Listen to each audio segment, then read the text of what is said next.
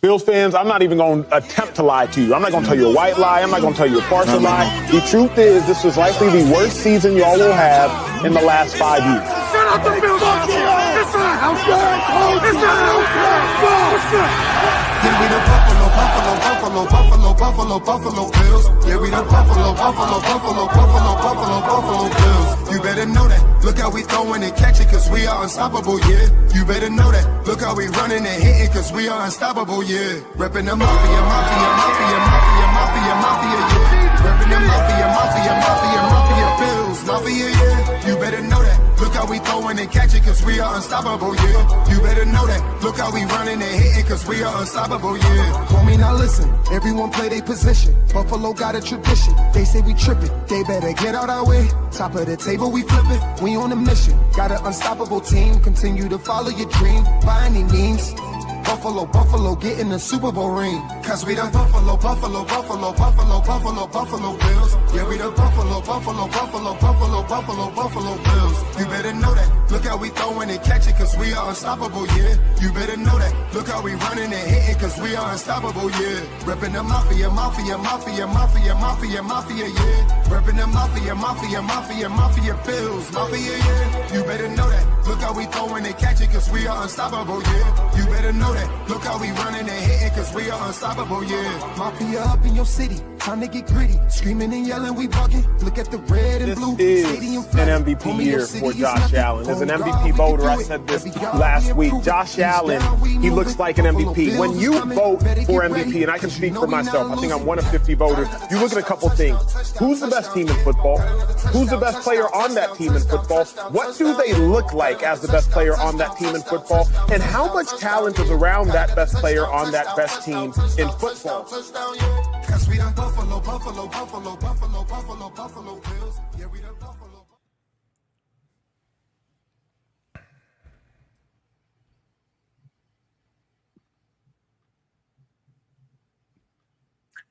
And a good evening, everyone. It's good to be back on the Coast to Coast podcast with your co-host Beyond 716 after a long hiatus. I was actually on Whittle's Coast for quite a while for family reasons, all kinds of stuff. But now we're back to normal here in California. And it's great to see you, Whittle. We have two amazing guests on today, so we'll get right to it. But can you believe, I want to say thank you to the World Cup. And I'm going to say thank you to the World Cup for this reason. We are now only 7 days away from the start of Bills training camp. And we are only 53 days now away from Bills at Houston. This always feels so much longer. Thank you to the World Cup for distracting us for such a long period of time to get us through those doldrums of July. I don't know if you fellas feel the same way, but I'm happy about that. So it just it's amazing after all the dust settled on that. It's like, wow, the Buffalo Bills season is right around the corner. So here we are, 1 week to go. Whittle, how are we doing? Doing great, man. I gotta fix this thing. I'm trying to never mind. I'm good, bro. I'm good. Good deal. Training camp is upon us, man. We got rookies reporting. They reported yesterday, and the rest of the guys will report next week. 29th, I want to say. We're officially back and better than ever. Coach Brady era is upon us, and I'm excited, man. I mean, this could go really, really well with all of the changes, or really, really bad, and then we get a great wide receiver to draft next year. I'm not sure how it goes, but as long as we're healthy, yes, Ralph is the best, absolutely. But as long as we're healthy, man, I like our chances. So, that's where I'm at. How you been, brother? Welcome back. Thank you. It's definitely great to be back. So again, it's about 7 days to go, getting geared up now. And it's really, it's been a different off season than usual, right? We've been so accustomed under the McDermott era, kind of what to expect going into the season of what we had. And of course, anything in life when there's unknowns, right? There's always a little trepidation. There's always a little bit of anxiety as to, what our changes are going to be brought, especially to the Buffalo Bills. As now Josh Allen goes into the 30th year. Happy birthday, Josh Allen now 30 years old. We know we're getting more into probably the second half of his amazing career, if you look at it like in 9-10 year blocks, so to speak. So it's just, I think it's exciting. No, I still think we have a lot in place. We do have a lot of questions on defense, and we have a lot coming up that we're going to see in camps. It's going to be a lot of very interesting battles that we haven't been accustomed to, Whittle, and maybe you all would agree, more than usual, especially in the last several years. So definitely excited to see how that plans out. For sure. My biggest concern is the defense, as usual. The last 5-6 years, the Bills have been a top 5 offense, so I'm not really sweating whether or not we're going to put up points or we're going to, have issues with putting up, scoring or the offense being able to carry their own weight. I am a little worried about certain teams. You know what I'm saying? Like, How are we going to look against the Texans? How are we going to look against the Patriots consistently? How are we going to look against Miami? The last one we played, we did not look that hot. So, just games like that. Big game against the Rams. We're going to see a healthy Detroit. Some of those games are, games that I think stand out this year. But ultimately, the defense. I think this team goes as far as the defense carries their own weight. If the defense can carry their own weight, especially in January and February or January, I think we got a great shot to get to February. But before we go any further, we have a couple of return guests. If you were tuned in last week, I had the Ralph Rant, our good friend. Now he is now part of his family. We're going to be speaking with the Ralph a few times this year, I'm sure. Looking forward to continuing to collab with him and a veteran to the show, to the pod, Kevin Masseri. Whenever you guys bother me about numbers or data, if I can't get to it, he can. So fighting too if you come after me, I guarantee it. So welcome, guys. Welcome back to the pod. What are your thoughts on where we are, man? Training camp, new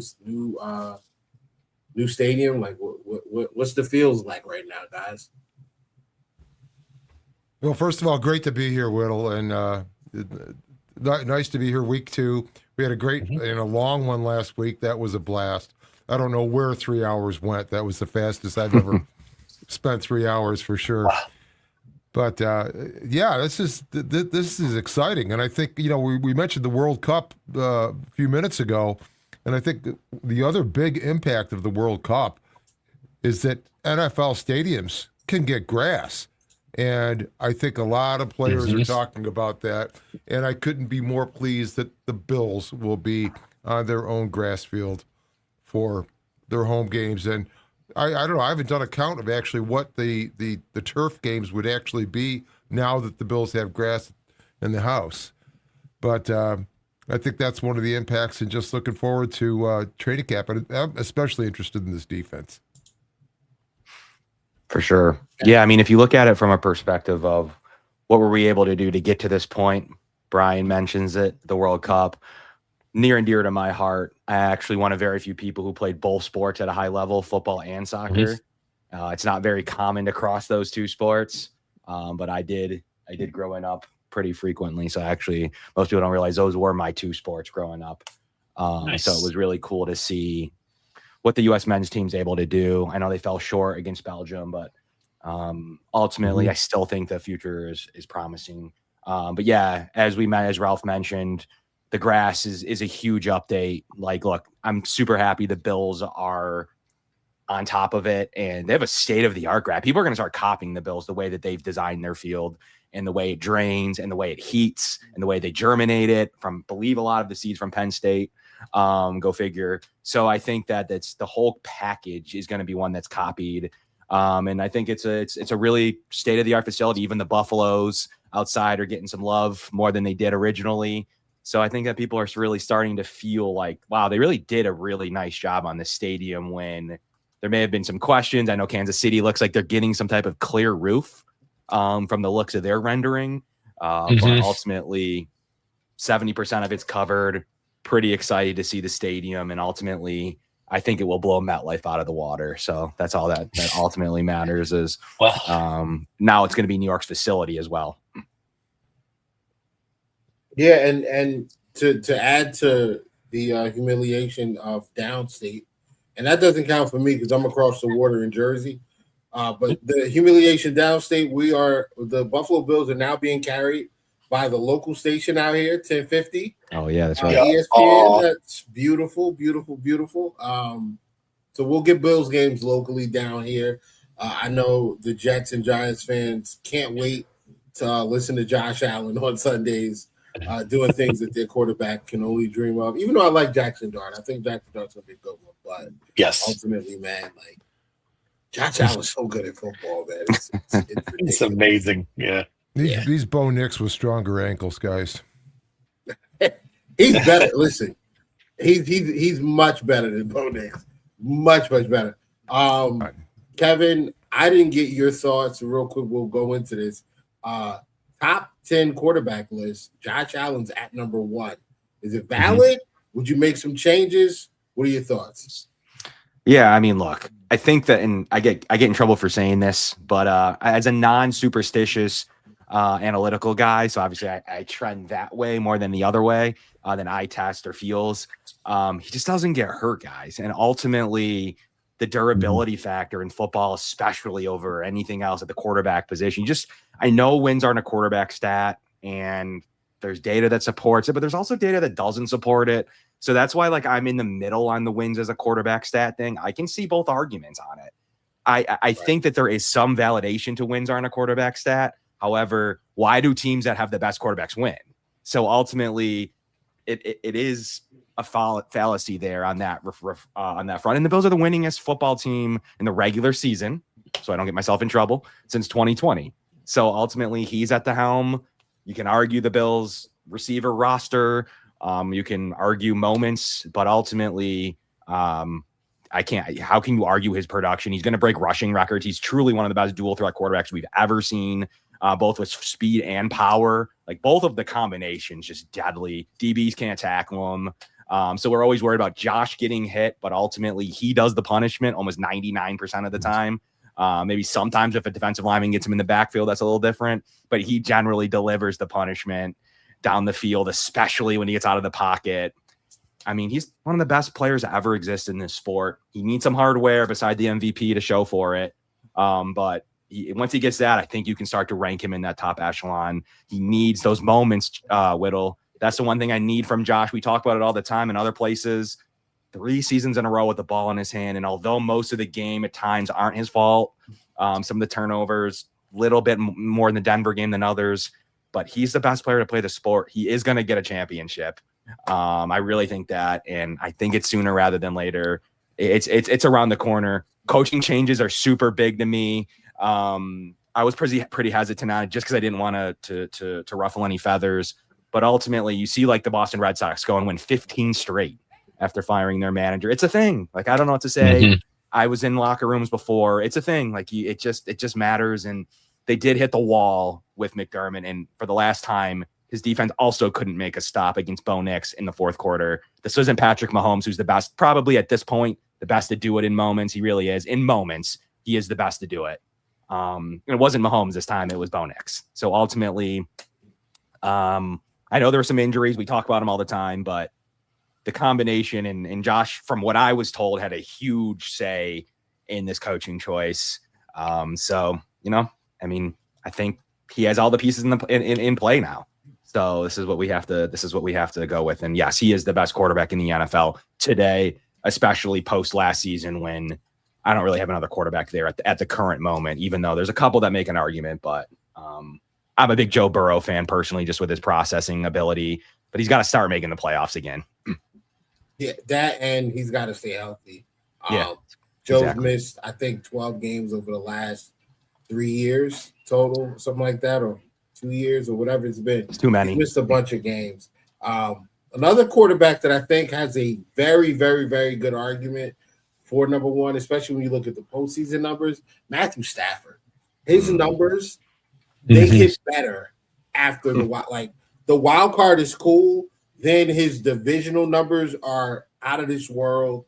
His championship round numbers are pretty good too. Like he's got I think coming off the MVP, what he's been able to do over the last couple of years. I just, if they would have made Matthew Stafford the number one quarterback, I wouldn't have felt any type of way about it. Don't you guys feel he's underrated in most cases and lists? Yes, I do. Yeah. Yes, I do. I think that stems, though, back from Detroit also. There seems to be a stamp put on players that can last, and they're just the sound of Matthew Stafford. You hear that. But, yeah, I agree that he would have been a fine choice for the MVP. And the other thing, we forget, we spend all this time in the offseason doing these individual rankings, which are great. Football has become a year-round thing. Even in the dead of July, we have stuff going on that we're talking about. But it is the ultimate team sport, as Rex Ryan and many others have said. And to try to attach these individual stats to people, I mean, the eye test is clear. I agree with Kevin. I mean, this is the best football player ever, I believe. And one of those other players, we're talking about durability, who goes out with that foot fracture he had for the last several games of the season and into the playoffs? I mean, yeah, he was getting shot up, but that was, that's toughness. And I think that is part of that injury thing. But yeah, sure, Stafford, I agree, but I think you've got to look at, the defense Stafford has been playing with that actually gets pressure. I mean, you've got to have the quarterback and you've got to get pressure on the other quarterback. And and I think that's what Jim Leonhard has solved here. So don't get me going on the defense. I'm really loving, I think, what we're going to see. Yeah, Yep. I'm right there with you, Rob. I love kind of I love what the defense could be. But I'm like, this team, man, over the last 3 years, we've been so freaking close.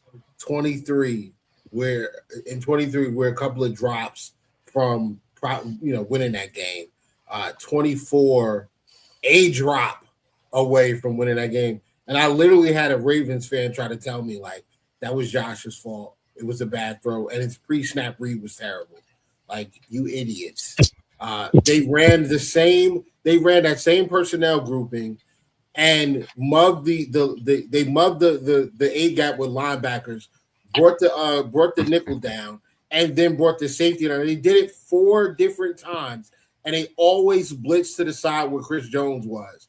And on 4th and 2, fourth quarter, gotta have it. They blitzed with a boundary corner and a safety from the opposite side of Chris Jones, which is a super no-no, because if Josh realizes that, and Cooper, it wasn't even Cooper over there, it was Ty Johnson. If they recognize what's happening there, that is a quick Ty Johnson up the sideline, soft toss, catch, go, touchdown. But obviously, Spags is one of the best to do it. The Chiefs have been really, really, really good in situational football, especially in close games, over the last 7 years. So you tip your cap to them. And then last year, man, the turnovers hurt. And it wasn't just the turnovers. It was the timing of the turnovers. That Cook fumble, absolute worst time. I think if Cook holds on to that football we scored there, it's probably going to go out. It's probably over by halftime. Josh is sitting in the fourth with a ball cap. Because Broncos fans can lie all they want now. You guys didn't believe before the game. You didn't believe you were going to win. They didn't. First quarter. You didn't believe until Josh Allen fumbled it before the half. You didn't believe. You didn't. We're here now. New coach. I got to see the defense do it. I can't put myself out there without seeing the defense do it. So that's where I'm at, and they got to show me now. Well, what are your concerns with the D, Whittle, as far as is it just not knowing, or is it anticipating certain things to be not right? It's a couple of things. Number one, I'm nervous about the linebacker depth. I like Terrell Bernard. I think Terrell Bernard's a very good player, especially when he's healthy. He hasn't been healthy. I think Dorian Williams is starting to become the player that I thought he could be when he got drafted out of Tulane. Caleb Elam-Zor, they love him. I don't. I gotta see it to believe it. Joe Andreessen, I'm hoping that this is a simpler defense that he can pick up on a little bit faster because he seemed to have trouble getting on the field with McDermott as the head coach. So there's some uncertainty there, and the linebackers are extremely important with defending the middle of the field, kind of taking away those quick slants and quick check downs to the running backs, and we got a tight end problem in the AFC. Mark Andrews is still here. The Cincinnati Bengals utilize their tight ends very, very well. Brock Bowers is out there. What's his name? Njoku is now with the Chargers, and Mike McDaniels is going to use the heck out of him. I'm just a little worried about the middle of the middle tier of the defense, the middle level of the defense, that second line. From nickel corner, D. Alford is new. Not really sure what to expect from him yet. And then the linebackers, man, like I feel a lot better if Jermaine Pratt was on the team. I feel a lot better if I knew that Matt Milano was sitting at home right now with the playbook and having conversations with Jim Leonard and the linebackers coach, a couple days a week. I feel a lot better about that with Shaq Thompson. I just don't know.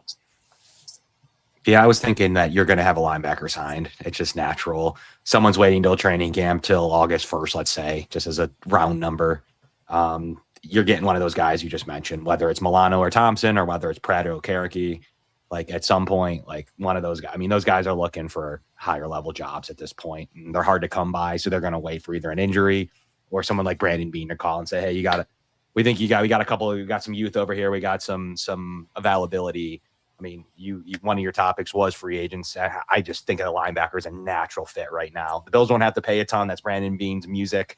They're going to be able to plug in a guy that's right borderline starter, if not better than that. So, I mean, you're going to start to see some of these final names trickle in.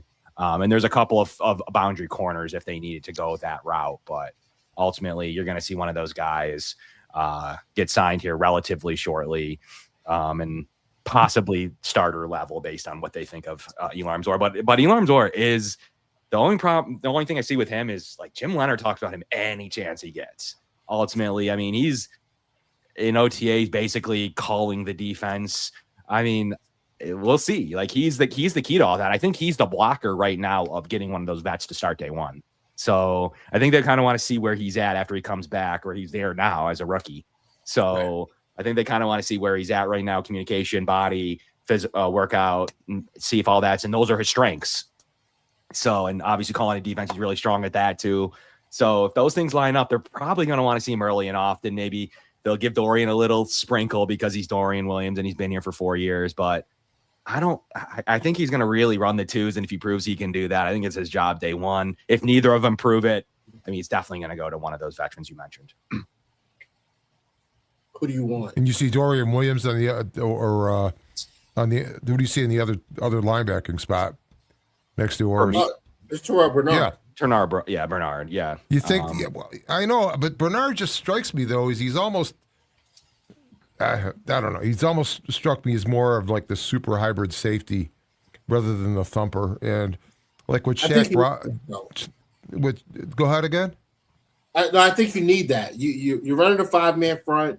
I'm not in love with Rousseau in coverage or Bradley Chubb having to drop out and cover tight ends or running backs in the flat. Like, I mean, can they do it? Sure, they're athletic guys with a athletic ability to get out there. I don't think you're going to see that a lot, though. I really don't think we're going to be seeing any kind of a significant percentage of them dropping. I mean, you're going to have to. but Rob, you're gonna have to see that. You're gonna have to see somebody from one of those outside backer spots in coverage, and I think consistently, unless we're just bringing pressure and going man behind them. Yeah, I think you're gonna have to, because you don't want to give these quarterbacks that we're going to be facing in the AFC. You don't want to give them an easy answer to the test. The check down's an easy answer, and most of these guys are more than willing to take it. Bo Nix, in particular, will take the check down. Burrow will take the check down. Mahomes will take the check down. I mean, maybe you can get Lamar with it, but the rest of these guys, man, like they're going to take the check down.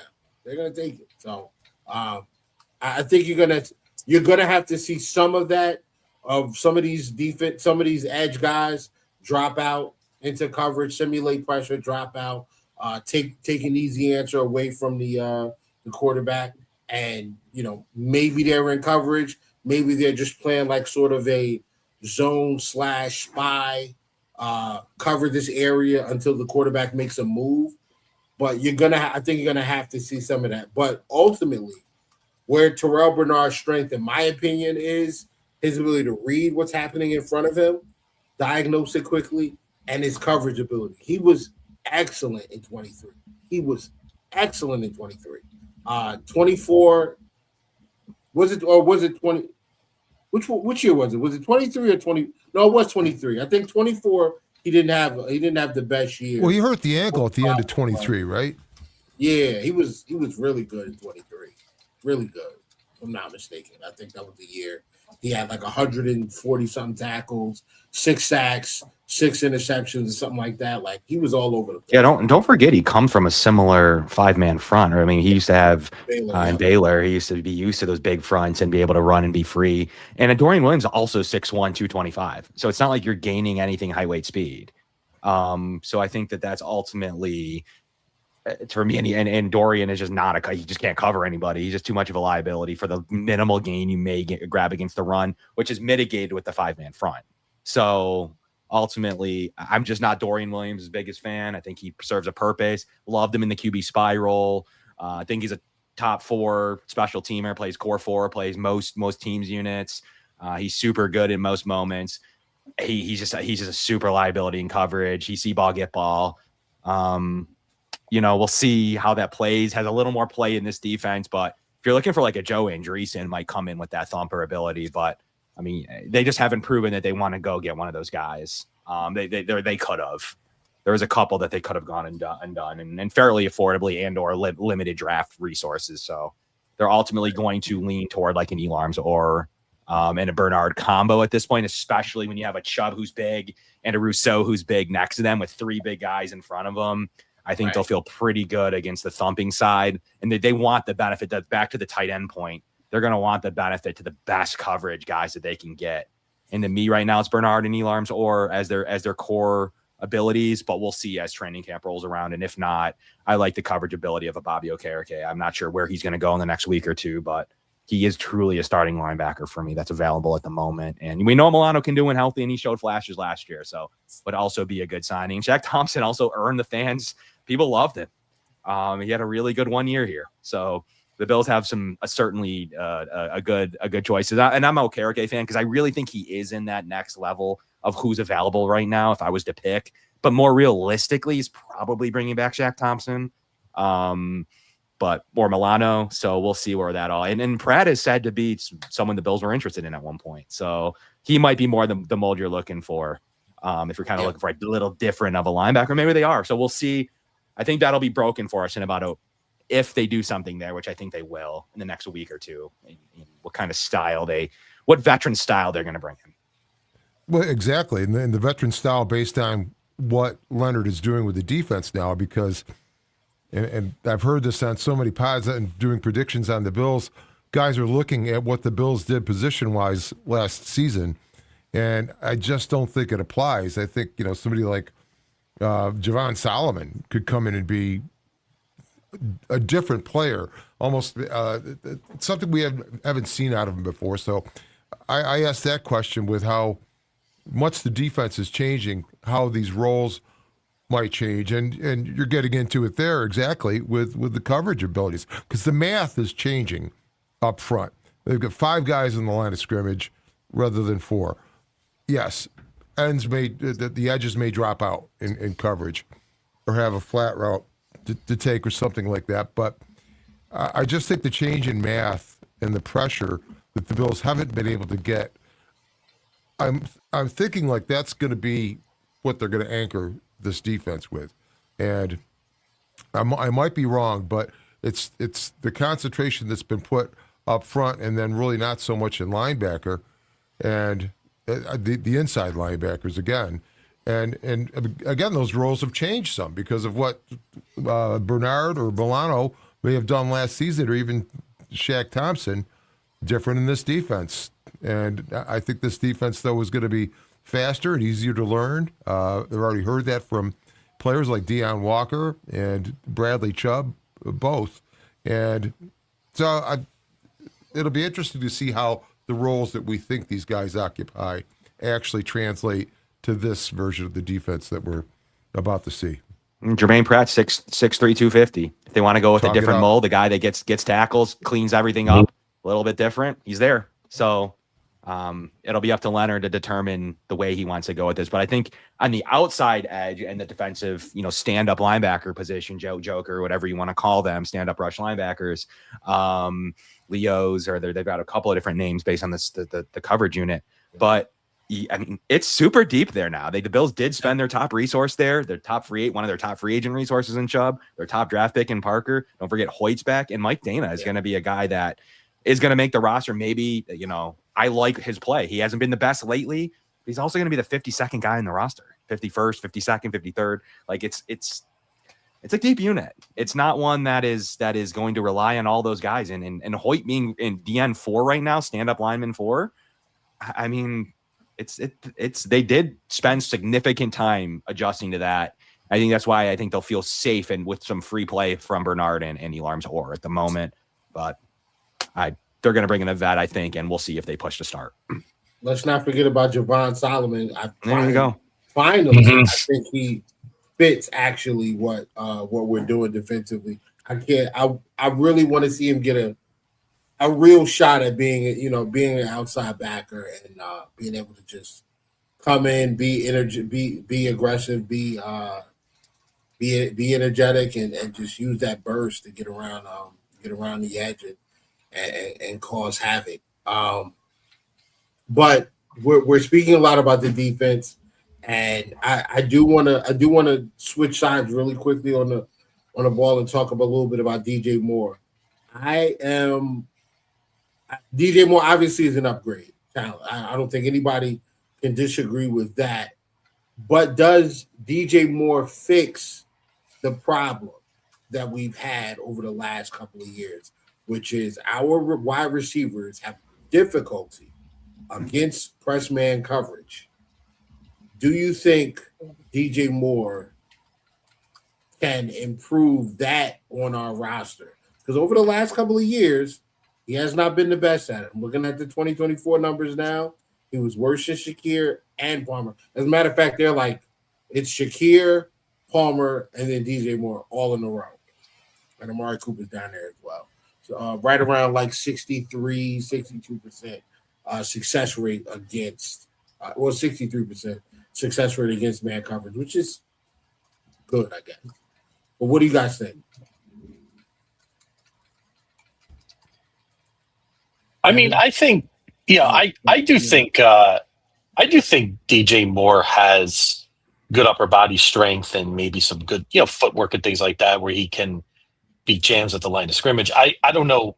I mean, some of you would know better in terms of how he is against press man against some other top receivers. I mean, I would say Whittle. I don't know if it fixes all of our issues, but I do think he's going to help fix a number of our issues with our wide receiver. If anything else, I just think he puts some of our other skill players in better positions to get better matchups as well.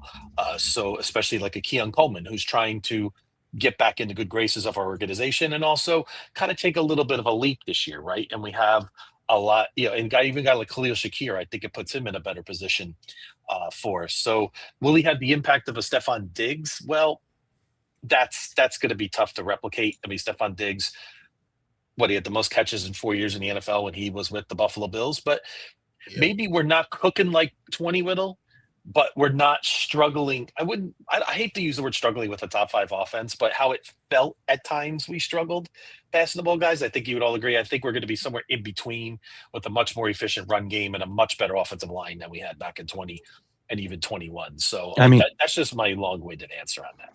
I mean, when it comes to DJ Moore, I mean, the fit was weird with Ben Johnson. Like, it's been known, it's been talked about. Like, late in the season, you still had Caleb Williams not looking his way until he needed to, and then I mean, he walked off Green Bay twice himself. So ultimately, he brings some of that edge that some of the receiver, including Diggs, at times missed in those clutch moments. I mean, Moore's kind of opposite of that. Does he come down with that play instead of Brandon Cooks? I think so. He's a super solid low receiving guy. I mean, look, if you look at his corner route percentage, 60%, post 72.7, 9 routes, 61.5%, success routes. I mean, those are deep patterns. And I mean, he's over 60% or more cumulatively deep down in the deep third of the field. I mean, he's super successful down there and in clutch moments. His out route and his dig routes are super strong. I mean, he runs those fairly efficiently, 71% success rate running digs. I mean, he's a 70% beater against man coverage. I mean, that's good enough. That's good. And he's 78% against zone.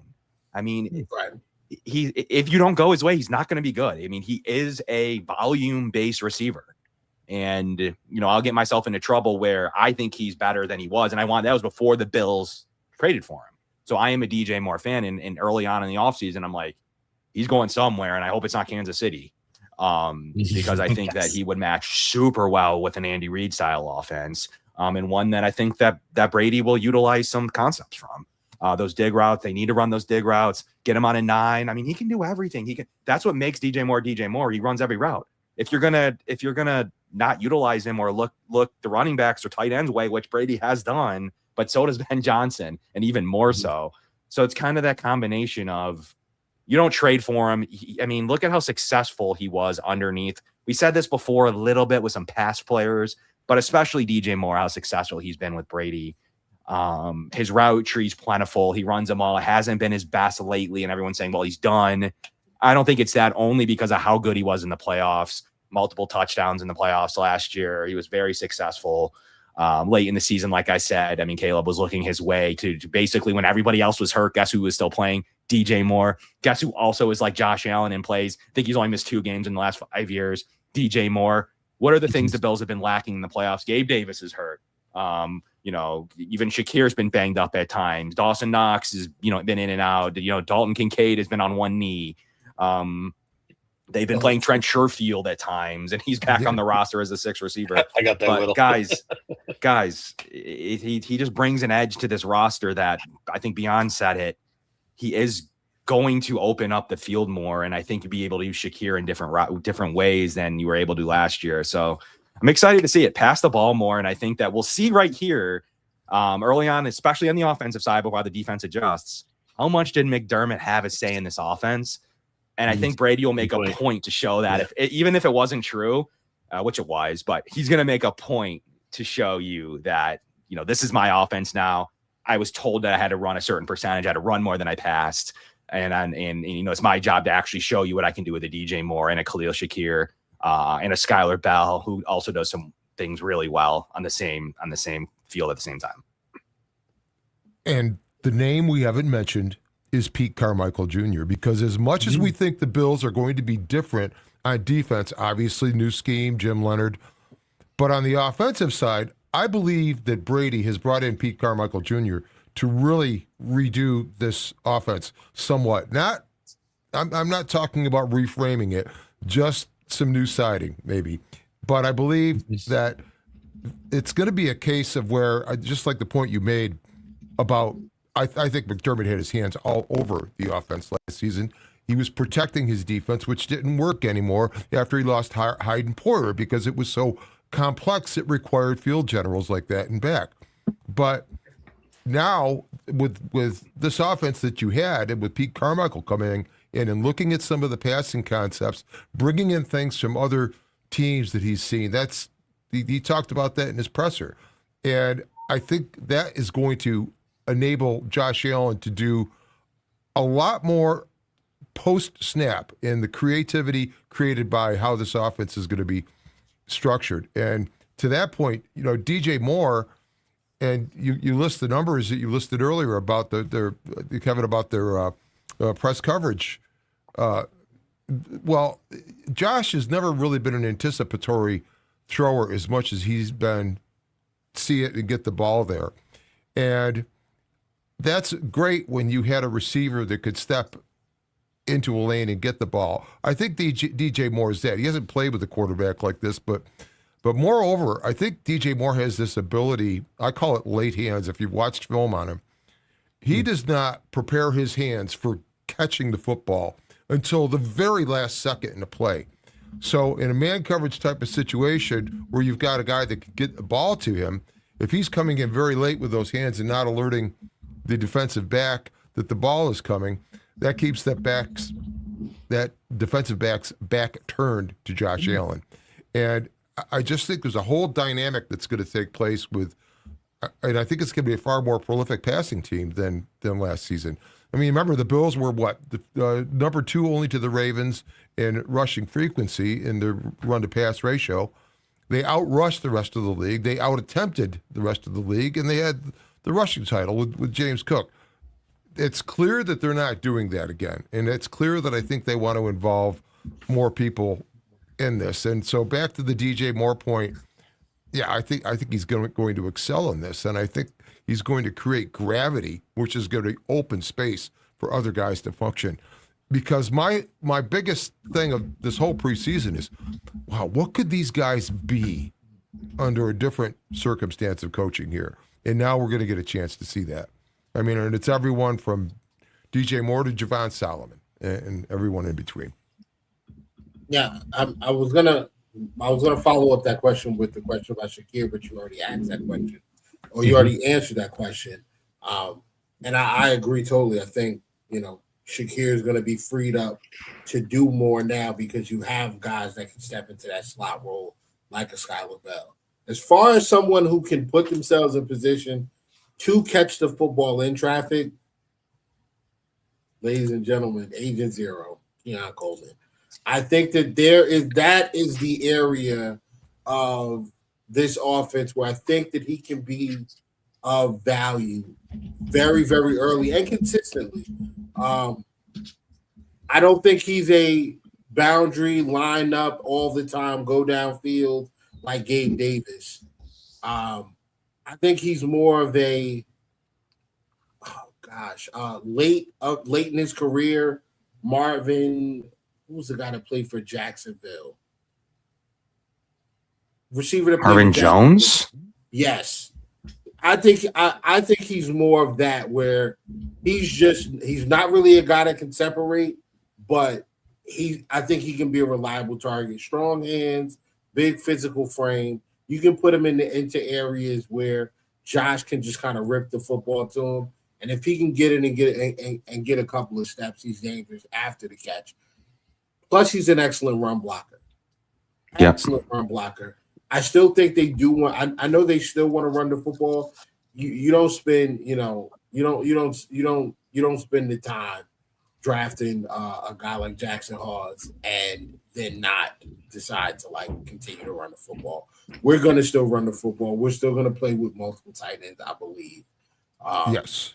How do you guys feel about the Bills double downing Whittle? How do you feel about him double downing on Keon? I mean, I didn't know if I believed him or not, but it's August 1st almost, and Keon Coleman looks to be their receiver 3, receiver 4. Like they truly think there's something there. I mean, they truly believe he's a 700-yard, 7-touchdown receiver.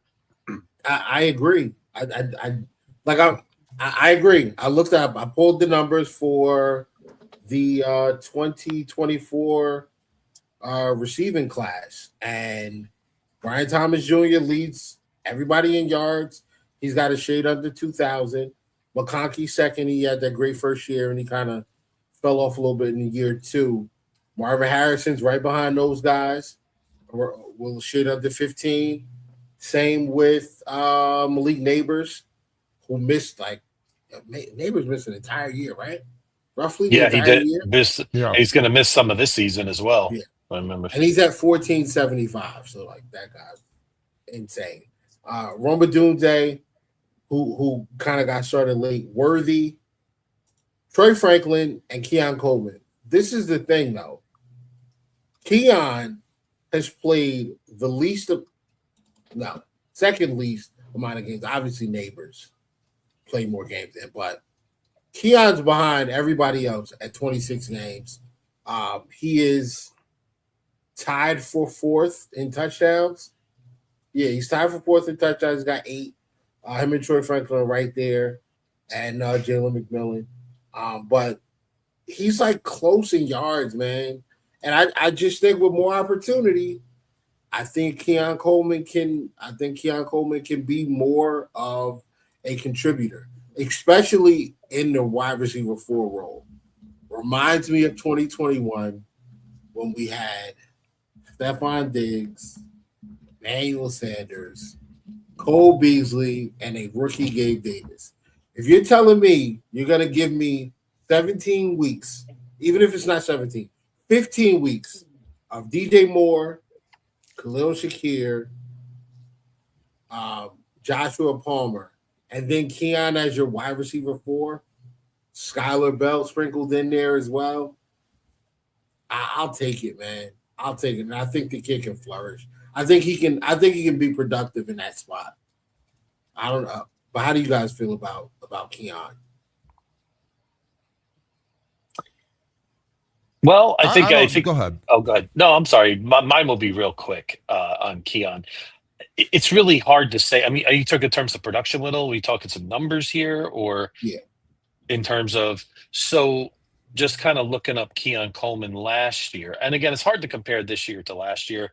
38 catches for 404 and 4 touchdowns in 25. I mean, with the arrival of a DJ Moore, that's going to take some passes away right there. But I do expect us to throw more this year in percentage than we did in 2025.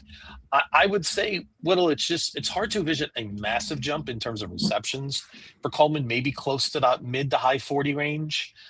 In that case, maybe add another 100 yards or so. But I think touchdowns, he could have a little bit more of an impact, which I'm really hoping for. Maybe he can get to that 7 or 8 touchdown range, which I think for Coleman to be consistent on and off the field and do that, I think would be a nice progression. I mean, you got to remember, he's still very young. I mean, Keon Coleman came in last year 20 years old. I mean, he still has a long runway in this league in terms of, his development, things like that. So that's where I would put him, just off the top of my head right at this moment. Yeah, I agree with that. And I also believe that Keon, for however that worked out last season, I had my problems with Sean McDermott, and one was the fact that he made public spectacles, if you will, of his disciplinary actions with certain players. And there's a history of that. That's dating back to Marcel Darius, who was off the team before McDermott coached his first regular season game. And then he had the thing with Shady McCoy, where he was suspended for a half. That had to be out in the open. I guess there was mitigating circumstances with that. And then, I think a good head coach keeps Diggs here. I think you have to control that if that's sort of this diva mentality. And fine, if that's a receiver like that's going to have that, but you don't make a public thing about being concerned that he's not at the OTAs and just creating something newsworthy. And then I think it was the same thing with Keon last season with this disciplinary stuff that had to be made public rather than just sitting across from the guy and looking him in the eye and telling him what he needs to do. But having said all that, I think Keon is. I think he's still got those tools we talked about with him coming in, and now he's just more mature, and I think it's going to be a good year for him. I think it's going to be a complete turnaround, and I think it has no small part of it is due to the change in head coach. I think there's a different energy and an attitude running this team now that's not sort of a weight that was on it before, and I think you'll see that weight get lifted, and Keon Coleman is probably going to be an example of that throughout the roster. Yeah, it was weird to make a spectacle of that, and then he made a spectacle of the trade deadline. He made a spectacle of the rosters of Jamarcus Ingram. He made a spectacle of just a couple of topics that just were super strange. You could tell he was pressing. He was feeling it based on the production of his defense, and then it didn't perform in the time it mattered the most. But Keon Coleman is definitely a guy that just didn't vibe with the head coach. It's very clear. There's been some rumblings that did Brady just follow suit and listen to McDermott when he probably should have spoken up, probably. But at the same time, as an OC, like you do what you do and you kind of stay in your lane.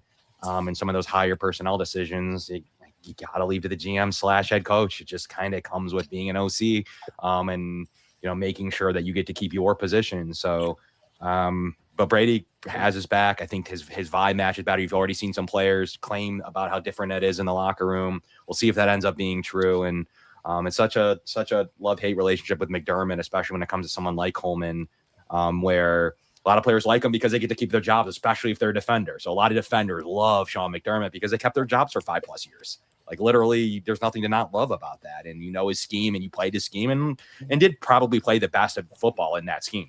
And then, you have other offensive players and that just didn't vibe with him at all. So, I mean, ultimately there was that. And I'm going to throw Josh Allen into that. I know their relationship was probably better toward the end, but it just didn't seem like the world's greatest relationship. And by all accounts, I still think Josh pushed for the coaching move behind the scenes. I really do. I really said, if I don't get any help in the playoffs this year, that's it. Like, I'm a fan of this team too. Like, if he's not going to help me out, maybe, and I have to play 4 touchdown good every day, we got to do something here. And we saw that exactly happen. Josh didn't play his best game. He's been awesome in the playoff. It wasn't his best day. Still was pretty good. And McDermott came up short for him. So ultimately, that was it. I mean, that was it. But I think to your question, Whittle, Keon Coleman, I really think that he's a 700-yard receiver. And I think that Brady can untap that. It's a much improved receiver room, in my opinion, even if we don't want to give it his full credit, with more in Skylar Bell and the progression, hopefully, of Keon Coleman. I mean, it's a better receiver room than what we got to see for the last 2 years. So we'll see if it comes to fruition or not. But ultimately, Keon's got to perform. He did miss some meetings. Not great. He's got to take a little accountability there, and by all accounts, he has. So we'll see if that produces and he is able to produce on that. But he is just such a he's a second-round pick.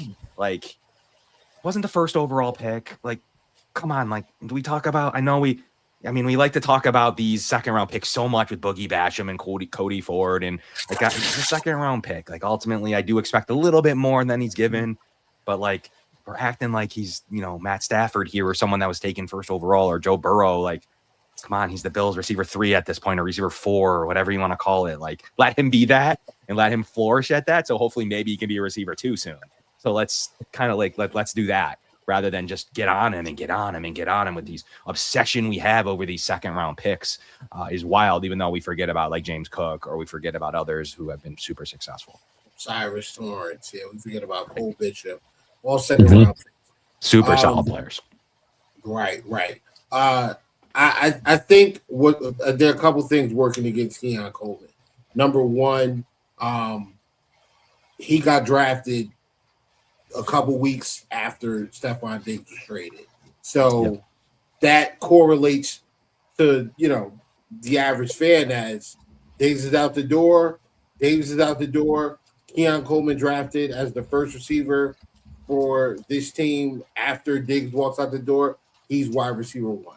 He wasn't wide receiver 1. Keon Coleman was brought in here to replace Gabe Davis. They were not expecting to move on from Stephon Diggs, and it just worked out that way. But I think he gets unfairly I think the expectations are placed on him of being a number 1 wide receiver, and that wasn't him. It wasn't him in college at Michigan State. He was definitely lower in the pecking order than Jayden Reed. And when he went to transfer to Florida State, what was the guy's name? Johnny Taylor or Johnny, what was his name? The other Johnny White. Who? Wasn't it Johnny White? No, it was Johnny something. I can't remember who. I can't remember what it was. He converted to tight end. I know that. I know you're talking about, though. Yeah. He converted to tight end. But he was the wide Eagles. receiver 1. Yeah. He was a wide receiver 1 at Florida State. Keon was the 2. And I think this is a good opportunity. Like I said, if he comes in these wide receiver 4, yeah, I could see him, flourishing in that role, 500-600 yards. Johnny whatever, Wilson. fine. Johnny Wilson, yes, there we go. Mhm. I could see all of that. This is what, but we also got to take into consideration Joshua Palmer is injured often. Like he is injured often. So he has been for us. So that's going to move Keon up, I think, this season more than we probably forecast. But if DJ Moore is going to be DJ Moore's coming in being the wide receiver 1, he's going to get a ton of. I think DJ Moore gets over 1,200 yards, at the very least, close to it. And I think he's right around 80, 90 receptions. I think Keon can function as the other guy.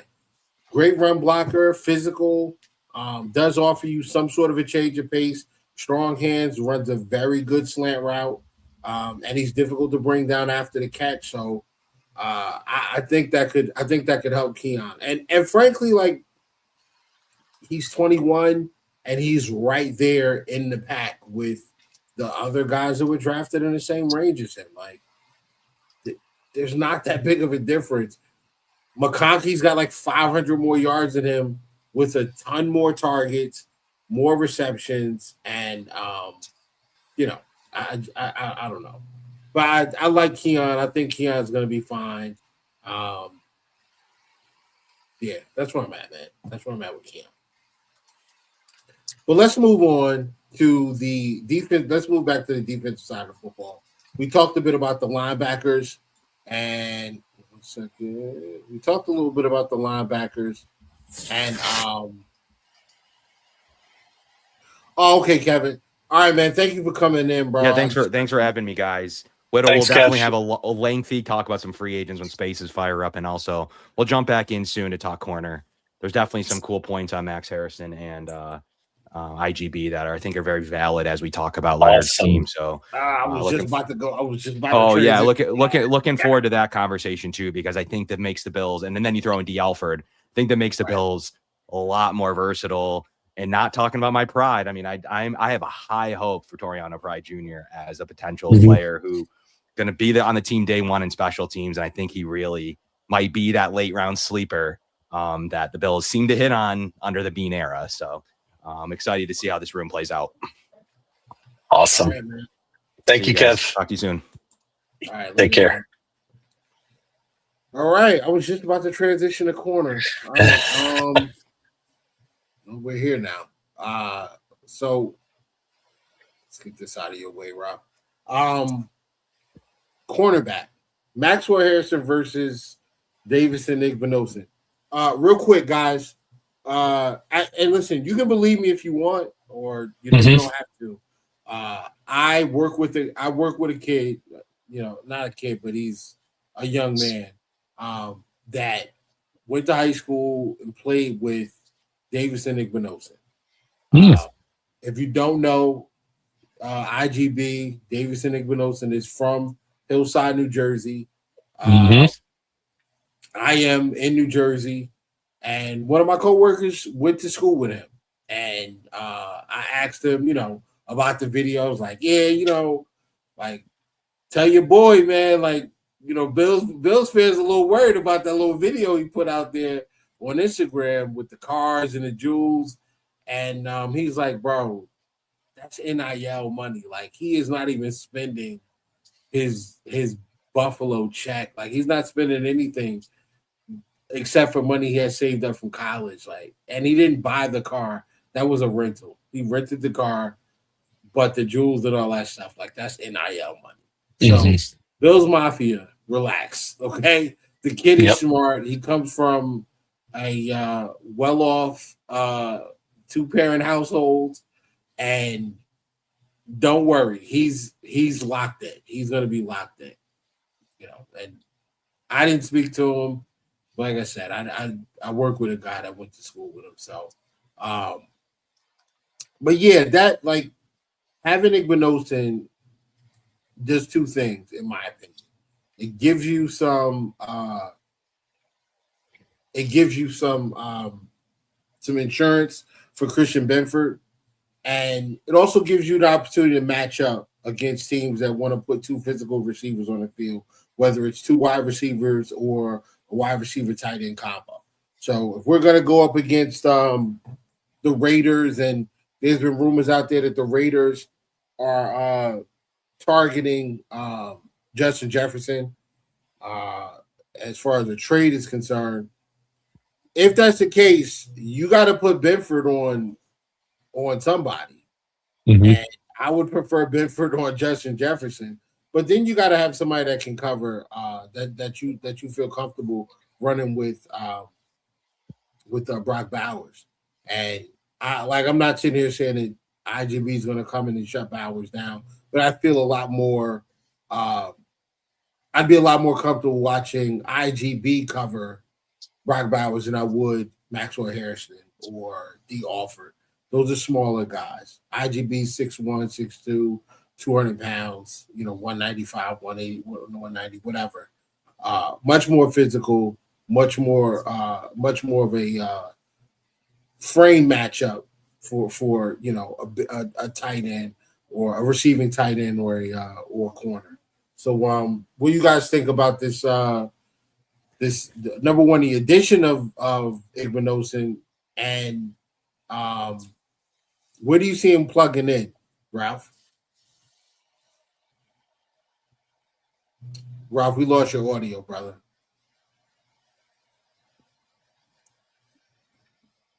Nah, There it goes. Can you hear him? There we go. Yep. Now No, you're I back. got it now. I don't know how that got clicked.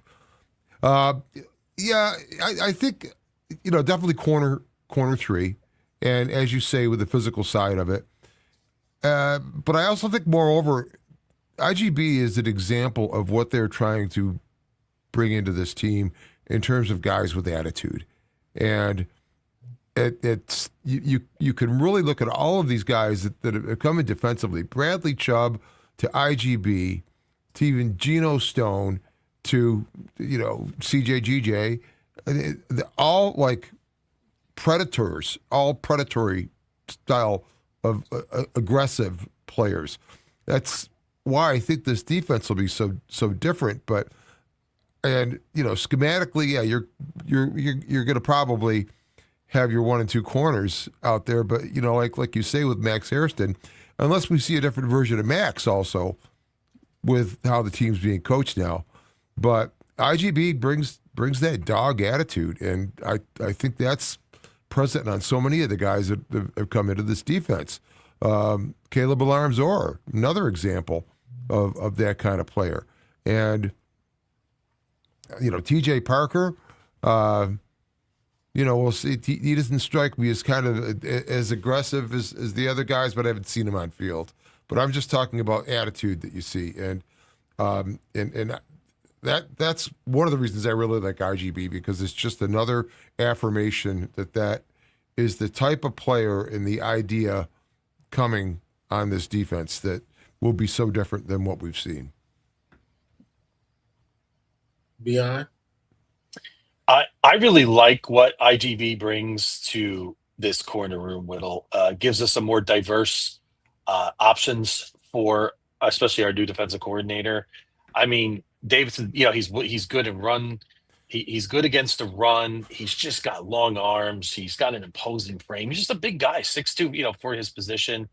I just think he gives us something that we've really it's been how much have we talked about it, Whittle? I mean, the unfortunate loss of when we lost Benford in the 24 title game last year. We saw when we had some issues with depth, and Brandon Beane spoke about that. And I think what happened was when he first got drafted, I think a lot of us had expectations that we were going to see a different pick there. And it wasn't the player that people are upset about. I think it was just when the smoke cleared, you really got to dissect the type of player that Davidson is.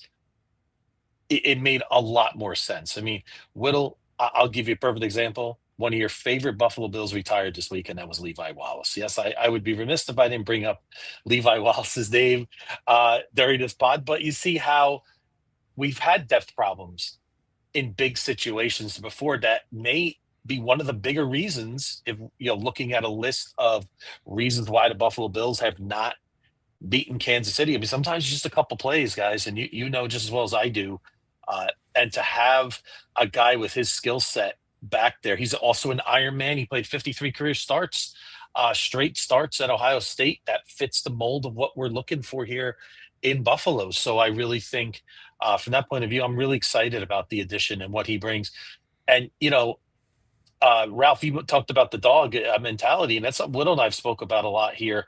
What we wanted to see more on this defense, and couple that with CJ Gardner-Johnson. I just like the combinations that we're bringing in on the back end of this defense, and I'm real excited to see what we can do under our new defensive coordinator.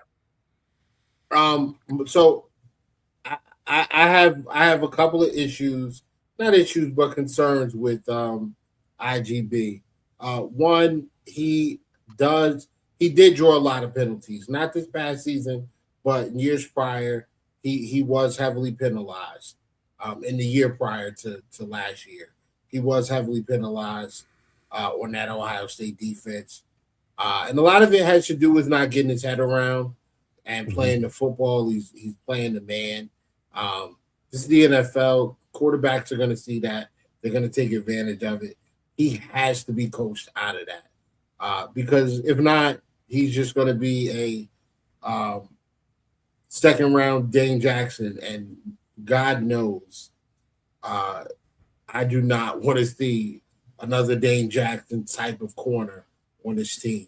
Shout out to Levi Wallace, man. Like, he was an undrafted guy in the NFL. And, he just kind of held us down for a few years at corner.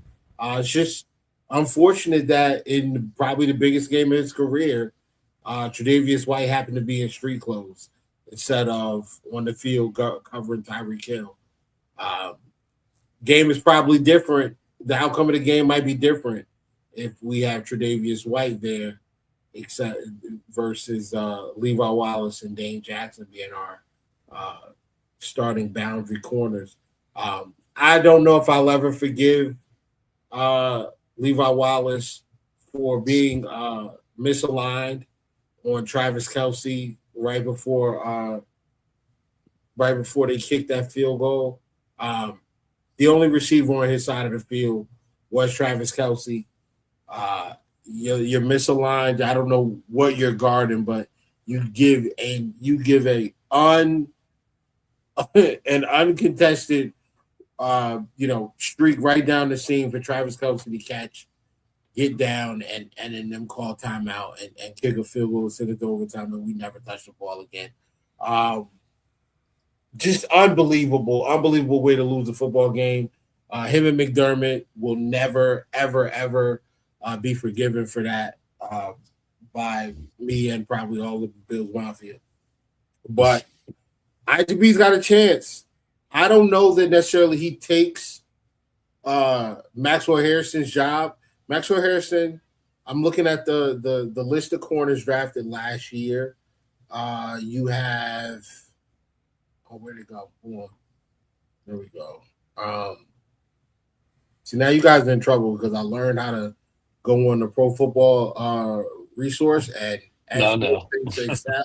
And Excel is like my wheelhouse because I was an accountant for a while. So, but yeah, you got these guys that were drafted last year, first round picks, Johnny Barron, Maxwell Harrison. Then there's what's my guy? Trey Amos went.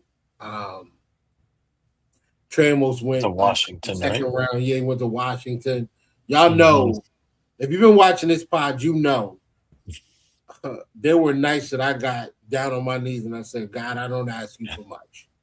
But when the Buffalo Bills step up to the podium, please put Trey Amos on that card. It just didn't work out. But yeah, I do like what Max Harrison brings. Out of the rookies last year, Denzel Burke leads all rookies with 3 interceptions. Jacob Parrish and Maxwell Harrison both have 2. And Max only played 11 games. Parrish played all 17. Burke played all 17. Johnny Barron played all 17 games. Trey Amos only played 10. But Max got 2 picks. And I don't even think the defense last year was good. Like, we missed Ed Oliver for all of the season except for like 3 games. Deion Walker was still kind of raw. We still lacked yes, Bosa was a presence on the edge, but I mean, Didn't have Michael Hoyt. Yeah. it wasn't as good as it should have been. But yeah, I don't know. I don't think that Max needs to be worried about his spot. Things can change in training camp, but I think it's Max's job to lose, and I expect Max to be the guy, and I expect IGB to be used as the matchup piece. You know. Yeah, I agree. I agree with that, definitely. And I mean, corner is tough to start with, and it's probably a great situation for IGB to come in with, because I think Max is going to actually be better this year. Also, I think there's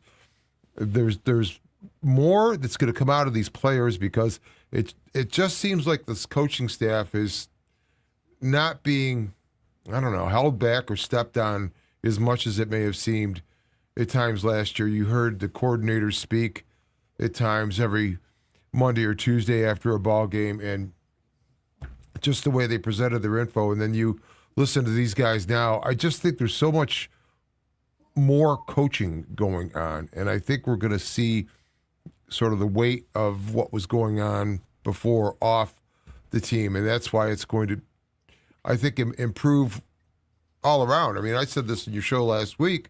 I don't think it was so much the Bills needing one more oomph from Sean McDermott to push them over the wall. I think McDermott was standing on their shoulders at times, and that weight's gone now. And I think that's what Joe Brady is bringing to this. Not so much his offense at all. I think this is Pete Carmichael's offense. Brady's going to drive the car. They'll have a lot of the concepts left over, retained from what Brady did. And there's probably things that Brady couldn't do because of the weight of McDermott being on the offense and having his hands on, calling out what's going to be run to pass ratios or whatever. But I really think that we're going to see a big change also on the offensive side of the ball. It's going to look a lot different. And so I think just all around, it's a higher energy situation. Yes, we will count that interception, by the way. Just that little comment there. Any interception against the Dolphin, we're counting it, Woke. We're always going to count it. They count the same all around. That's true, but always a little bit more against our rivals, though, as we know. So certainly is.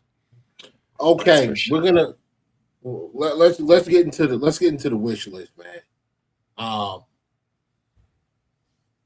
If you had to choose one free agent acquisition to be brought into this team before the start of the season, what position, what player?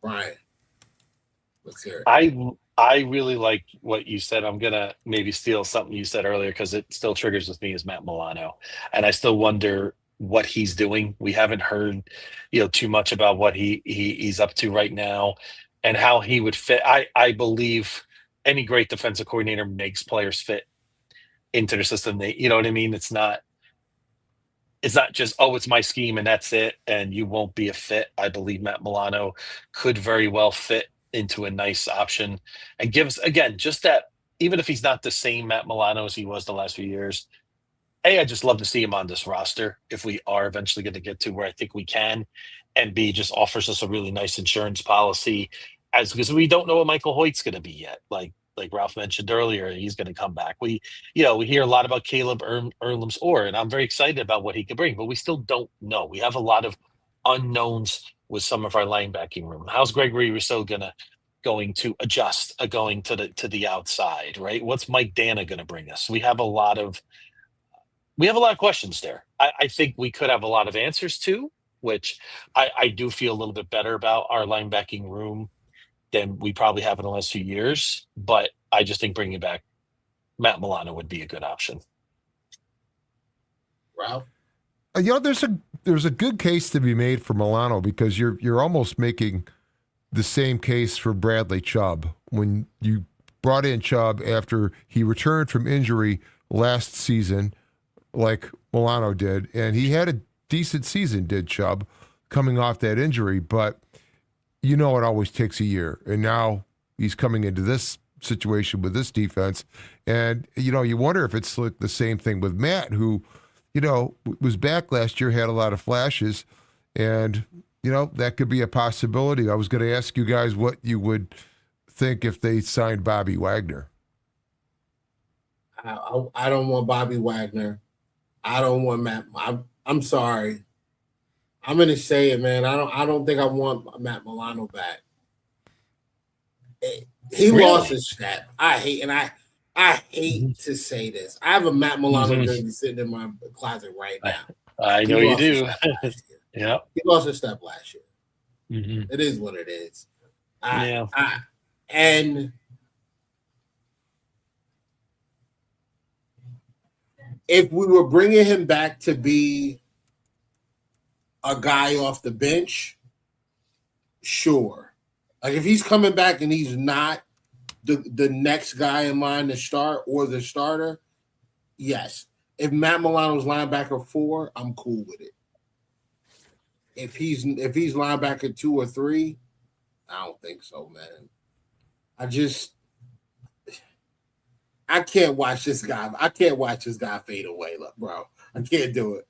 We'll watch it. We watched Trey White do it, and you watch Jerry Hughes fade away.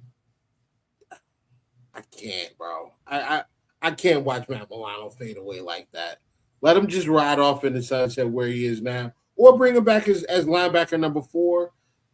I'm cool with that because you get him in spurts, and hopefully the spurts you get him are good.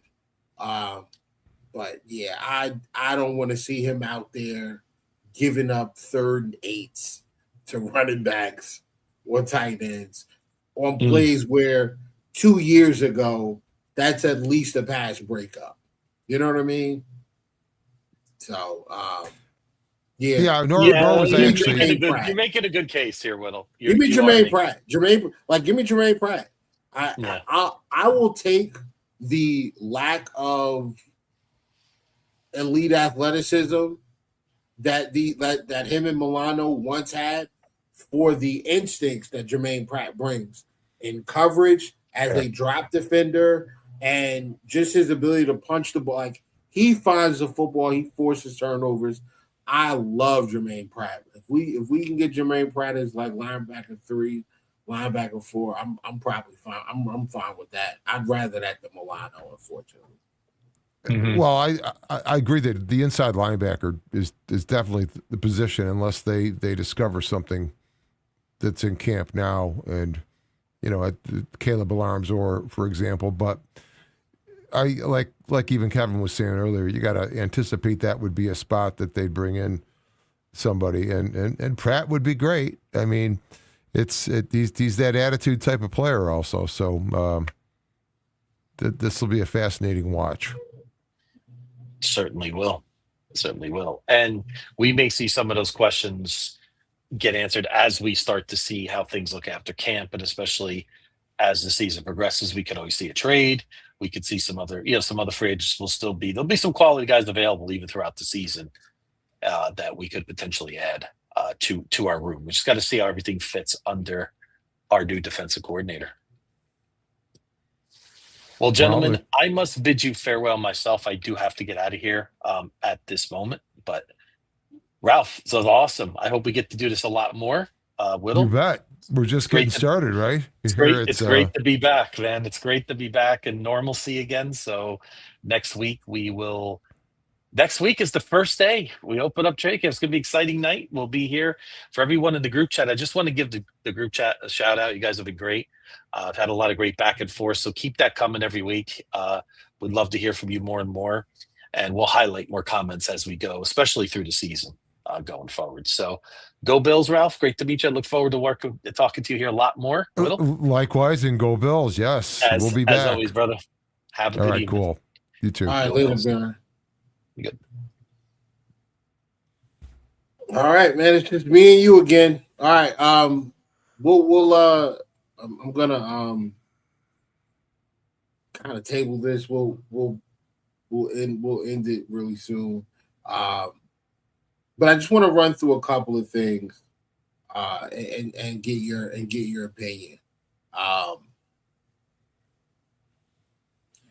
The defense last year was top. I think we were like 11th in points per game.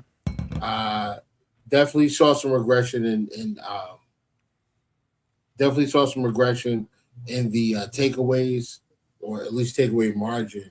And we were one of the worst teams against the run. Really good against the pass, but some of that had to do with people just being able to run the ball whenever they pretty much want it. Where do you see the improvements in this defense in comparison to last year? Or are you at a spot where you still need to wait and see? Well, I think there's some things that make it obvious where it will differ. And the first one is the fact that Jim Leonard, in one of his earliest press conferences, flatly stated that the priority of the defense is to stop the run. And sure, that's kind of corollary. Pretty much everybody's going to state that. But yes, he definitely stated stopping the run will be their priority. And then number two, the math on the line of scrimmage has changed. The Bills have 5 guys in the line of scrimmage. They've only had 4 previous. And this defense will attack rather than react.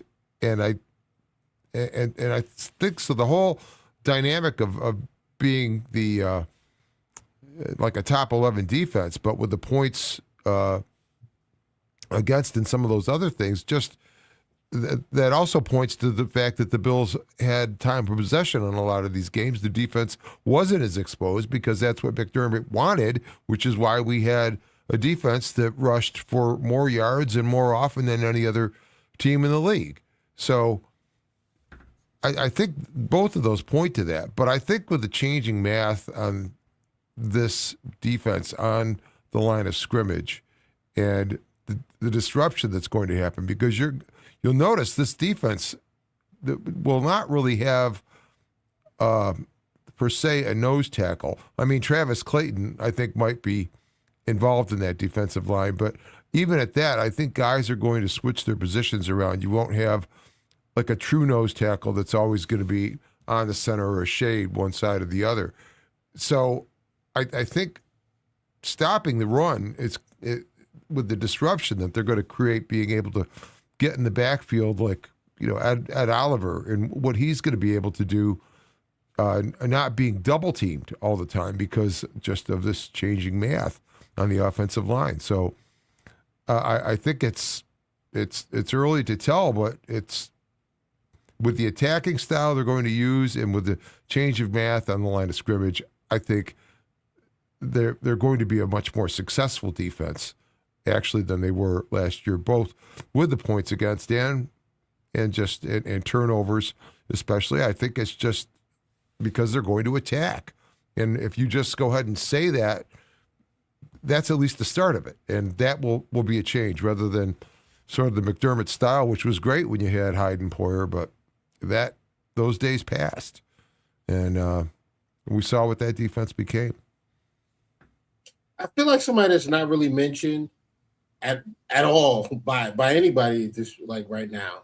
Jalen Kilgore, safety out of South Carolina. Like I just think, I think we are going. I think he's going to play more. I think he's going to be more impactful than the hype around him would suggest. I just want to address something really, really quickly. There's a comment that says, "Is Diggs still available?" Not for the Buffalo Bills. I'm sorry. I mean, there's some allegations attached to Stephon Diggs. I just really don't want this team to be in. Like I don't want the team to be a part of. Like, just keep that guy away, man. I'm sorry. You know, obviously with Diggs, if Diggs were to be an option, I think there's some conversations that have to happen between him and 17. There's also some conversations that have to happen between him and Brandon Beane. And I just can't see it, though. I can't see it. I think they're good with their receiver room right now. It is the thing. I agree. But go ahead.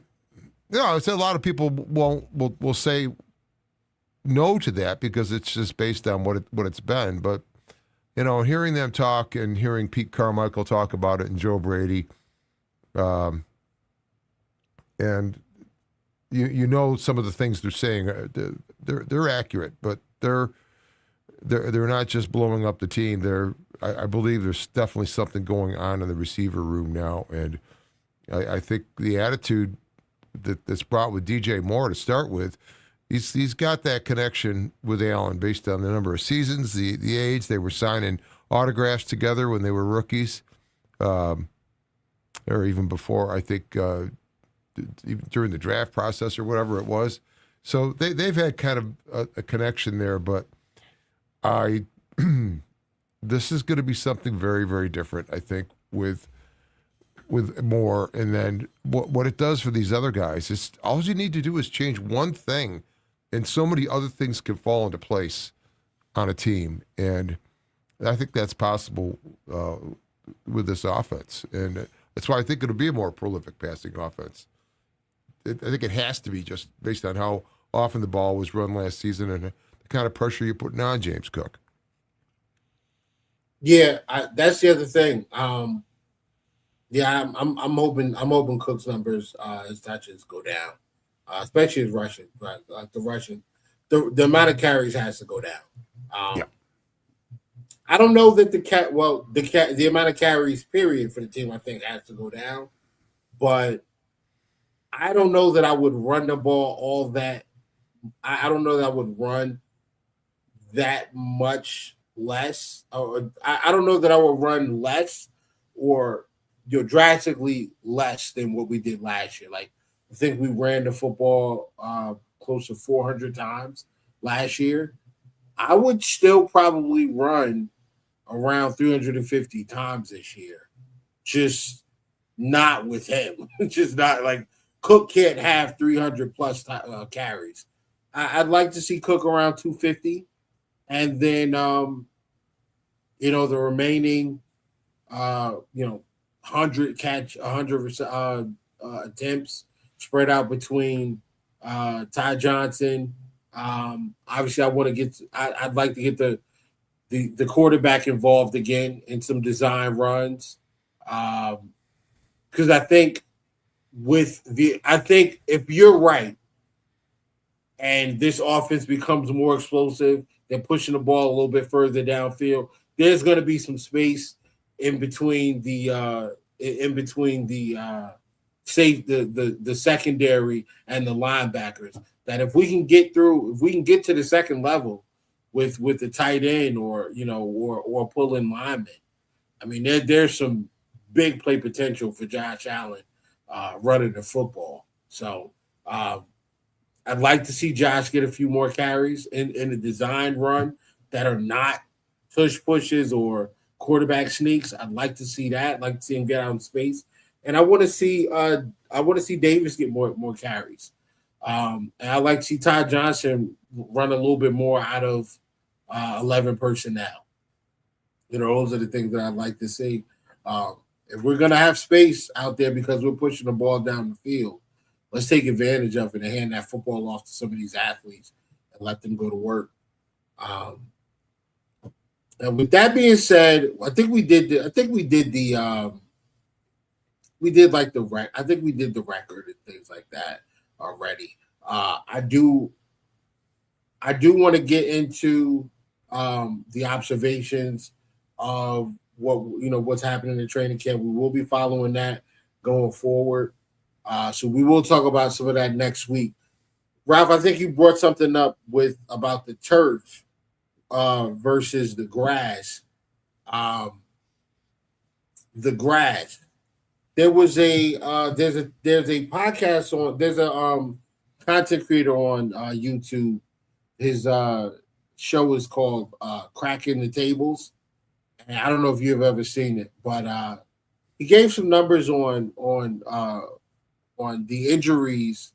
He gave some numbers on the injuries between grass and turf, and like lower extremity injuries, leg injuries, foot injuries.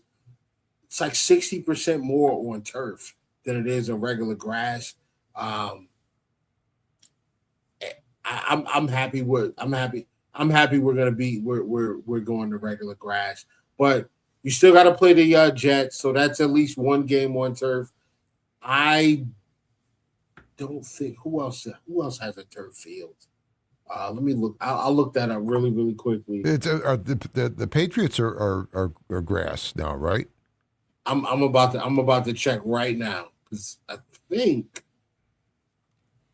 I mentioned Diggs jokingly, but we can figure the ones that don't because we've got the Jets certainly, and then down at Houston. Yeah, I mentioned Diggs jokingly for crying out loud. If you want a championship, you have to throw caution to the wind sometimes. I don't care if it's a one-year wonder. I just want a Super Bowl win. Yes, I'm right there with you. NFL teams. Now Woke is in the house. Cool.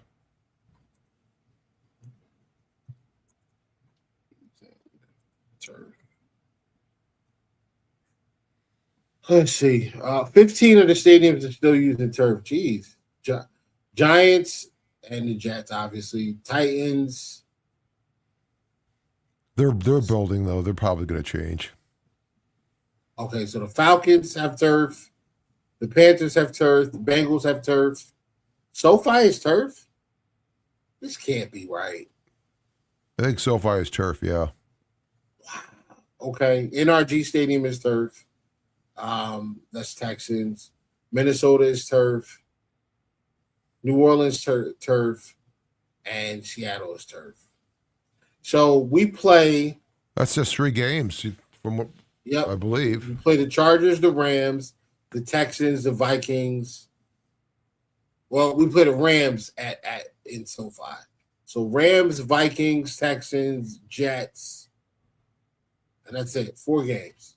That's 4 then. Okay. Oh wait. Gillette Stadium put grass in for FIFA. Yeah, I know, but I think these guys are going back to. I think these stadiums are going back to turf. I think they are. I just Googled it. I mean, I could be wrong. Like I reserve the right to be incorrect based on what the internet's telling me. So, Fume drummer in the house. Yeah, you gotta. Your people came with you. I see the chat's a little bit more lively. Well, I sent the show over to that channel. I didn't know you could do that. We tried that tonight for the first time, so that's apparently working somehow. The guys are here, but Gillette Stadium put in grass for FIFA, but I probably coming out. I guess it's maintaining it year round, or it's hard to grow it from the start. But the Bills are approached this with having to do just that with this field, and that's what they're doing. But yeah, all right. Well, I appreciate you coming through again, Ralph. Man, we're gonna shut it down now, and next week, like I said, we'll continue to follow up with our Bills talk and talking about the what's going on in training camp. Hopefully we'll have a week of rookie camp we'll have in place by that time, and then veterans will be just getting there. So it's going to get exciting here. I will also update the pod on the social media war between the Ravens and the Buffalo Bills. That's going on right now. It's very, very, very fierce fighting. It's actually slowed down a little bit over the last couple of days, but it's been pretty toxic after that list came out, the top 10 quarterbacks. And now with the top NFL, like with the NFL 100, you got Lamar Jackson coming in at like 67 or 69 or something like that. I think it's 67. And, the Ravens fans are not happy about that. But who cares? Because Ravens fans suck.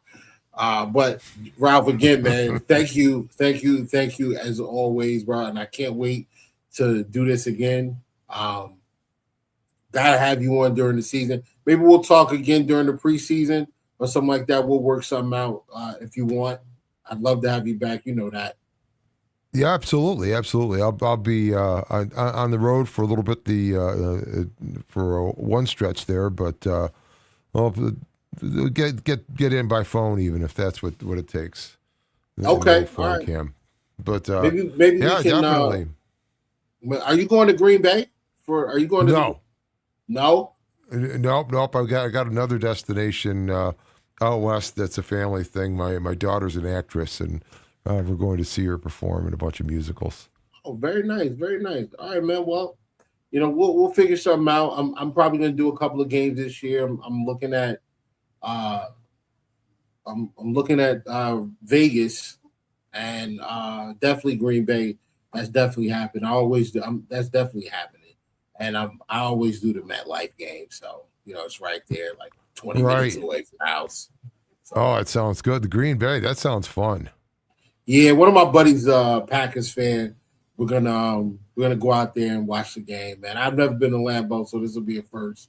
One of the major stadiums in the NFL knocked off from the bucket list. So, yeah, man. Got to do it. Sounds Absolutely. great. Well, all right, cool. So till next time, thanks so much, and thanks guys for showing up out off the Ralph Rant channel. That was great to see that was working. And as always, be good, do good, God bless, and go Bills. Go Bills. Hey, Mark, I'll see you in Green Bay, brother. Y'all have a good night.